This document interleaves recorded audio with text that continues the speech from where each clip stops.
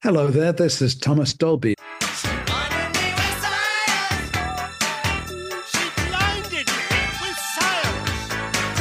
And you're listening to the New Wave Music Podcast.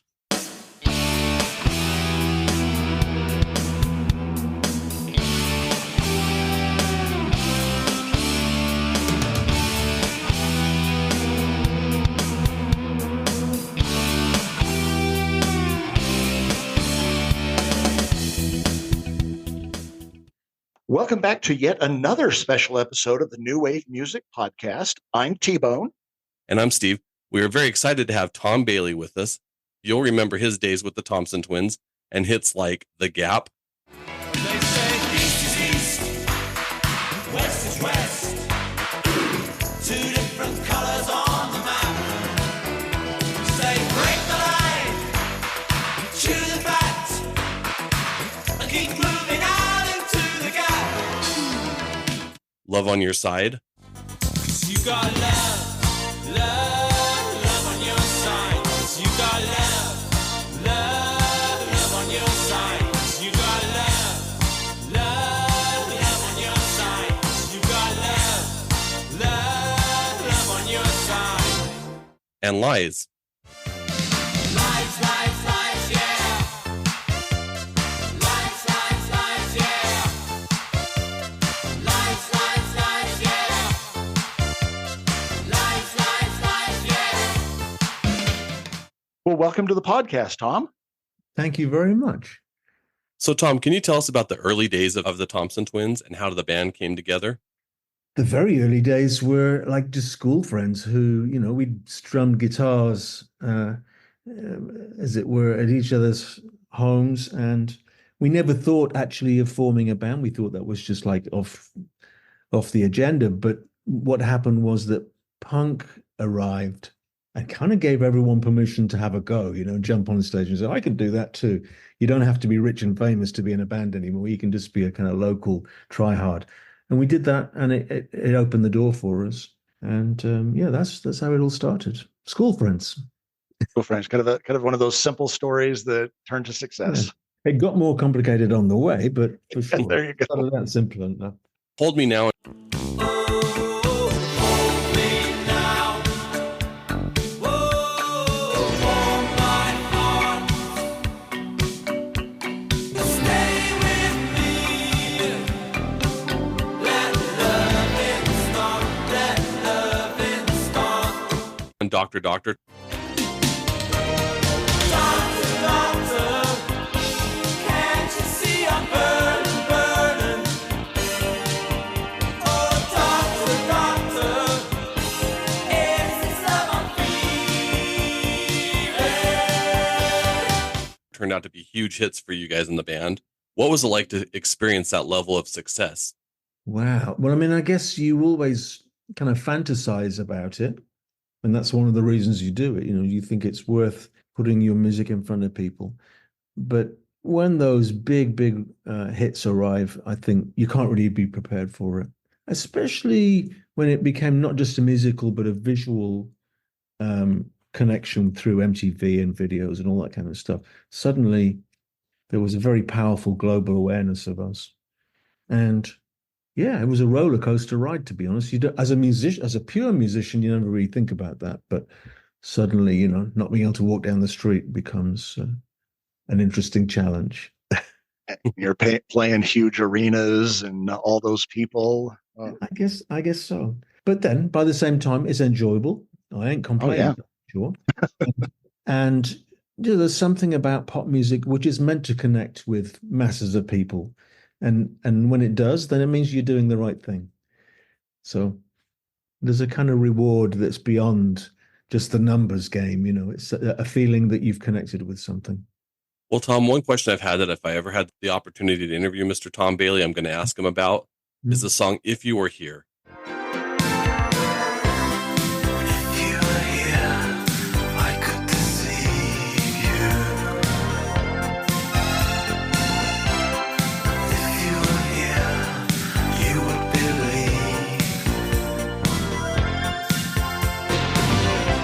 Yeah. It gained a lot of attention after being featured in the movie 16 Candles. Mhm. How did the song get worked into the movie? Did you have an association with John Hughes, or? No, not at all. I just got a phone call saying they want to use it in a movie, and I didn't know anything about it. I said, sure, why not? And I had no idea that that would lead to kind of promoting that particular song in the way that it did. In fact, it's this weird thing in Europe. People don't care if we don't play that song live, but in the States, it's like they insist. Oh, I want to hear that, and it's because of that movie. So it just goes to show that the kind of visual counterpart um, of culture is so important for musicians. Was it your decision to have that song in the movie, or did John Oh, Hughes like that song? Not at all. I mean, I think he and his music supervisors were fascinated with obviously what was coming out of Europe because so many of the songs they chose were those kinds of things.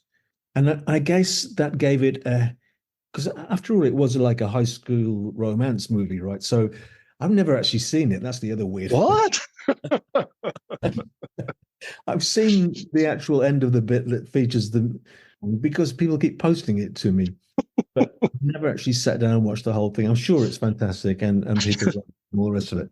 But I think because it was a high school movie, he was looking for music that was not just the same that the older generation would dig. It was specifically for the kids of that time. And so he took some risks choosing things that were. And the other weird thing, of course, nearly everything else he chose was some kind of hit single somewhere in the world. Whereas If You Were Here was just an album track for us. Now you know what you have to do on your downtime during the tour is watch Pretty in Pink. 16 Candles. I'll see. No, 16 Candles. I'm I'll sorry, see if I can 16 talk Candles. the rest of the band. Yeah, there you go. So you have been celebrating the 40th anniversary of the album The Gap with a tour featuring that album. Have there been any songs from that album that you particularly enjoyed revisiting? Oh, for sure. Because I mean, there were tracks on that album that we haven't played for 40 years, kind of weirdly, but you don't end up playing everything on an album. I'm lucky that the album was probably one of our best, and so there are no real kind of there are no kind of blank spots on the. They're all very great pieces of music to play, and we enjoyed it. And of course, the really keen fans, they love to hear an album from start to finish with everything. And it's done in a slightly new way.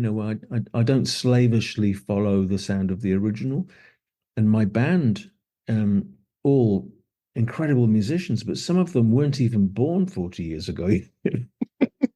So they bring to it a kind of presence and a freshness that isn't nostalgic for back then. And that for me is a really nice challenge too. It brings something on the stage that there's a nice balance to the nostalgia thing.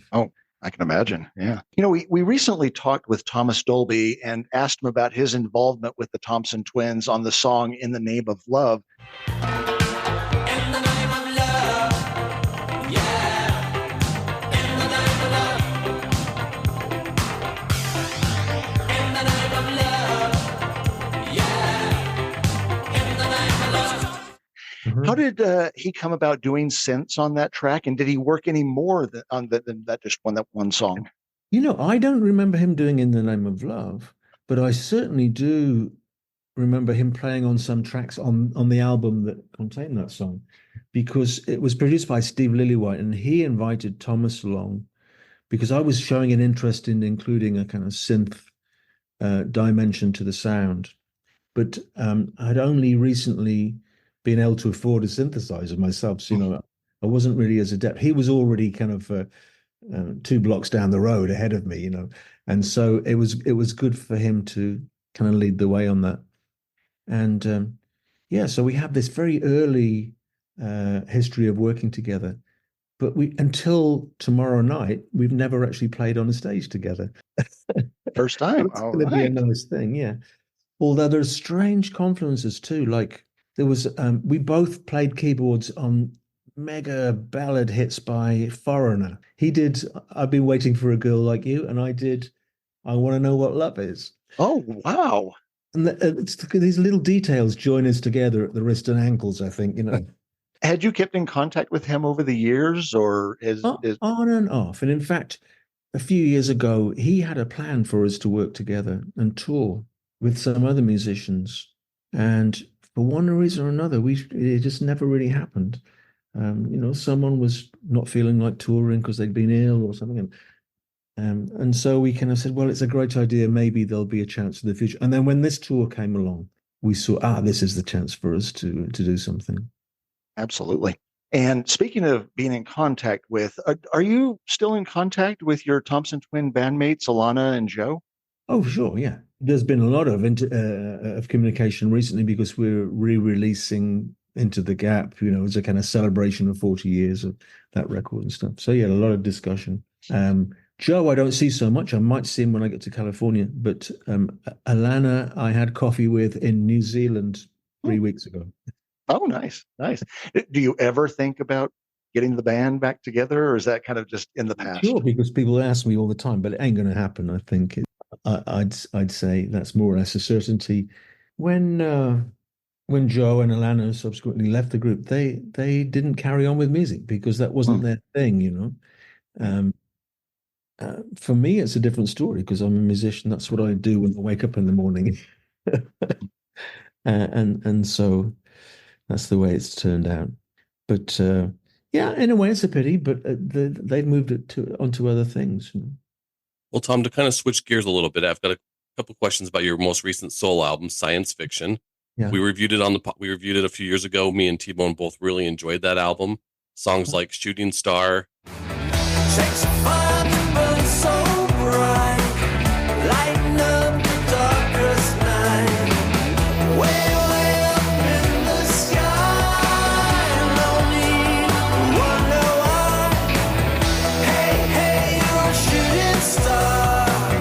Wish you weren't so very far away. Blue. Hollow footprints in the sand now. And all the things I do just to be with you. And of course, the title track, Science Fiction, really stood out. Science fiction is all you ever read. Science fiction is all you seem to need.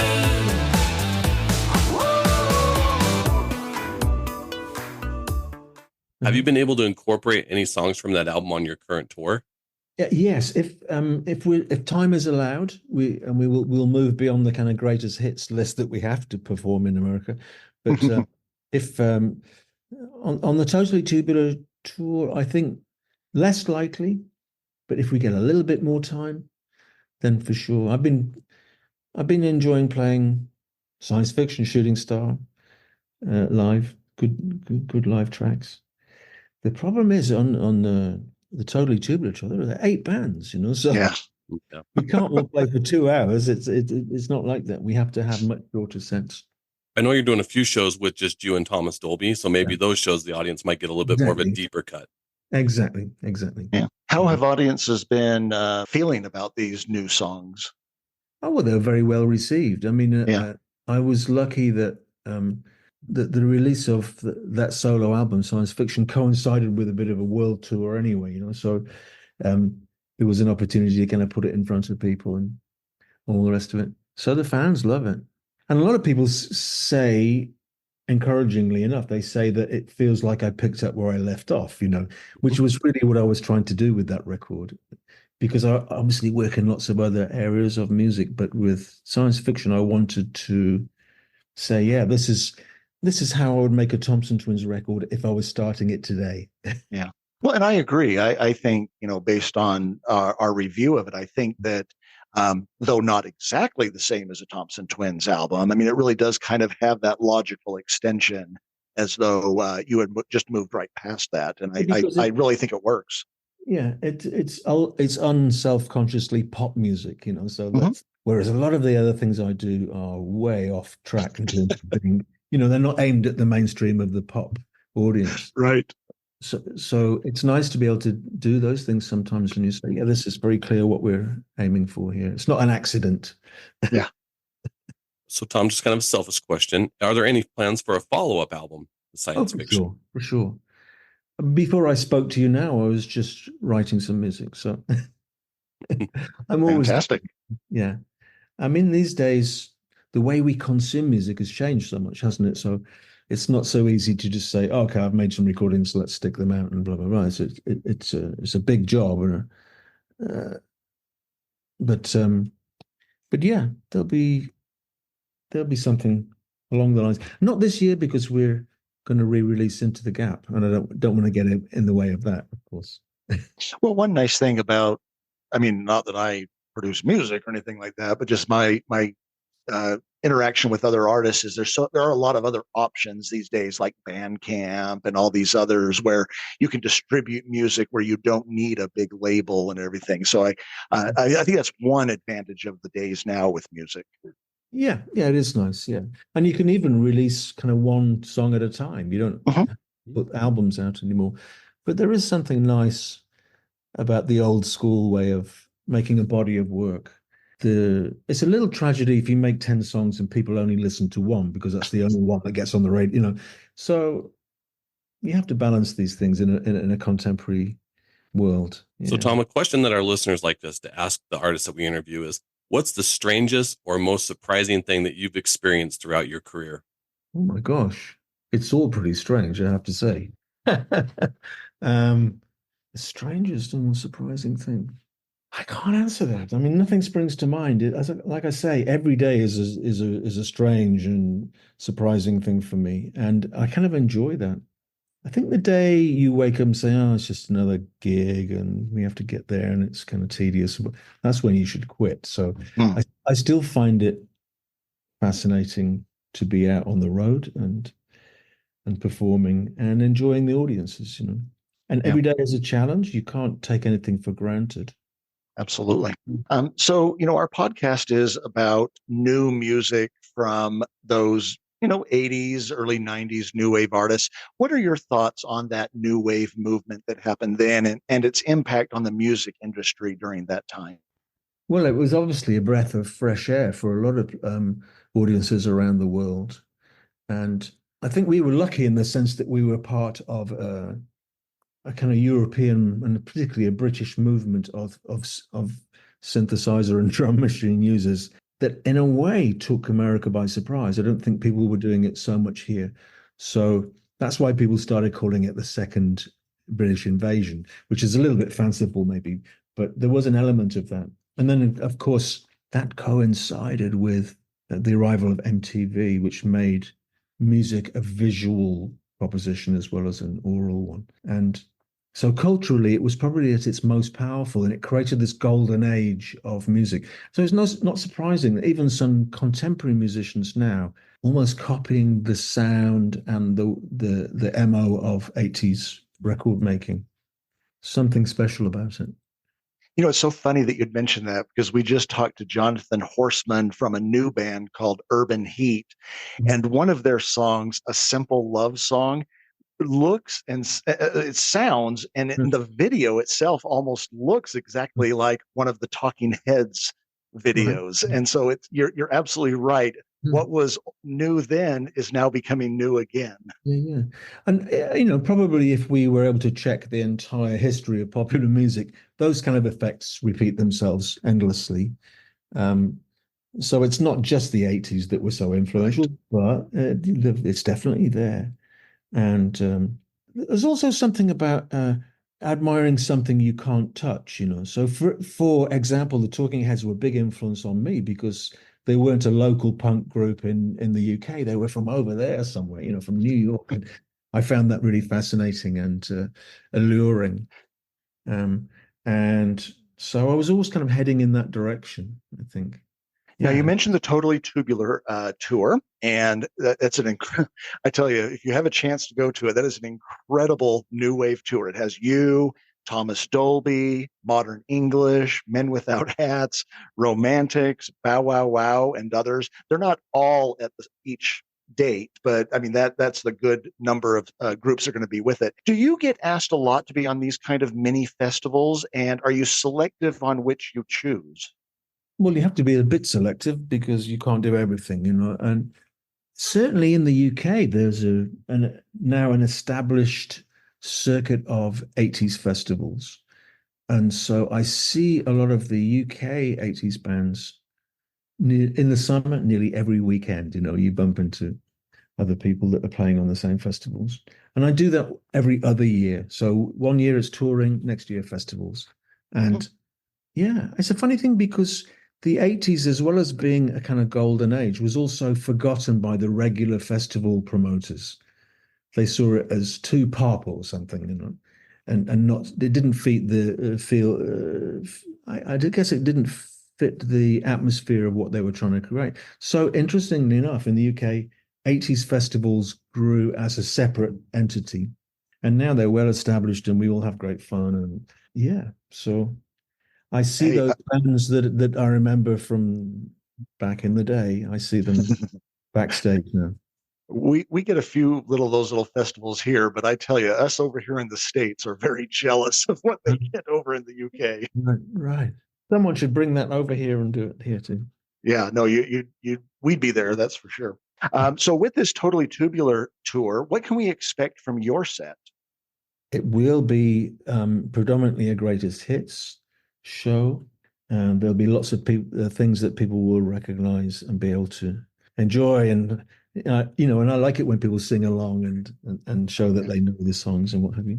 So there'll be a lot of that, but it will be in a way you've never heard before, with amazing musicians and a very visual show as well. Well, sadly, the tour isn't heading our way. Are all your U.S. dates set, or is there any others that you may add on at the end of this tour? No, we so much enjoy playing in Salt Lake City that we tried very, very hard to get a show. Unfortunately, the time when we're free to do that, it's July 4th, so the promoters don't want to put on a show, Not the best day to try to get a gig in. Yeah, yeah. So it's very frustrating. I mean, believe me, hours and hours and hours of phone calls trying to get that to happen, and even people in Salt Lake City trying to make it happen, but the big promoters just said, no, we can't do that. Are there going to be other dates added to it outside of the dates that are already on the set? I think we've added a few, and now it's probably had a line drawn under it because we have to get back to Europe for one reason or another. But hey, there's always next time. That's right. That's right. Yep. So speaking of musicians, and you've talked about them a little bit, the last time we saw you, you had an all-female band. Are they the same musicians that you're using now, or does that change as needed? It changes as needed, but they're all female, and some of them are the same. In fact, yeah. You saw, actually no, you saw the tour with Howard Jones, so it's substantially changed since then. But people aren't always available to do every single show, so you have to have backups in mind. And yesterday we played in the day before yesterday we played in Milwaukee, and I had two new band members that I've never played with before, and that was great fun. But actually my regular bassist is arriving here in Seattle today, so we're kind of reconvening the A team at the moment. When you have new musicians like that, have they been practicing, or how quickly do they catch on to what's going on in the show? Well, we have to rehearse as well, of course, but I mean, these days there is a phenomenal pool of talent, where you can say, I guess a lot of professional musicians, if they can't do a date, they have someone in mind that can cover for them. So they come highly recommended to begin with. And then you say, okay, they can do it. Let's get together. And I send them all the scores and the audio of the show and say, this is what you've got to learn. And then in rehearsal, we fine tune that. But people turn up pretty much knowing what they have to do. Jump right into the fire. Yeah, and that's an amazing thing. And then it's less to do with musical notes and more to do with the vibe of something, or how you want to perform it, and the kind of I guess the kind of hidden message in music, which is always there, So that's the thing you try and communicate. I mean, there's also something else, which is when you walk on a stage with a group of musicians you've worked with a lot, then there's a real kind of sense of like it's us against the world, you know. We go on feeling really like we've gelled as a band. So that complicity, that sense of togetherness, is you can't buy that. It's really valuable to me to know that everyone's feeling that power when you walk on stage. Oh yeah, and then you mentioned that a lot of them are young enough that they probably weren't even alive back then, and so it must be kind of interesting for them to be playing music that they might be familiar with, but it's not something that that they grew up with necessarily. Right. Well, we all have that experience as musicians. If I play an old blues song, then I'm not thinking, oh my God, this happened before I was alive. I just feel it as music from the past, maybe, but it's music now as well as in the past. And that's what they bring to my work, I think. Other than our listeners looking up your website for tour dates, what's the best way for them to keep up to date with all things Tom Bailey? Oh, I guess the website or the Facebook page or what, I don't really know. I'm not big on that side of things. So I'm sure it all goes on and people watch that kind of stuff. And they also have discussion groups amongst themselves where they pick up on information and spread stories and facts and whatever. But yeah, I guess we live in the world of social media, so we have to accept that, yeah. Well, once again, Tom, we want to thank you for joining us today on the podcast. We wish you the best of luck with the upcoming tour and anything else that you maybe have in the future, especially that follow-up album to Science Fiction. Really looking forward to your next album release. Yeah, me too. I'm really looking forward to it. And please, you must accept my apologies for not managing to do this time. But we will look at it again as soon as possible. Oh, that'd be great. Well, thanks again, Tom. We really appreciate you joining us on the podcast you're today. You're really most welcome. It's good talking to you guys. You take care now. Okay. Bye now.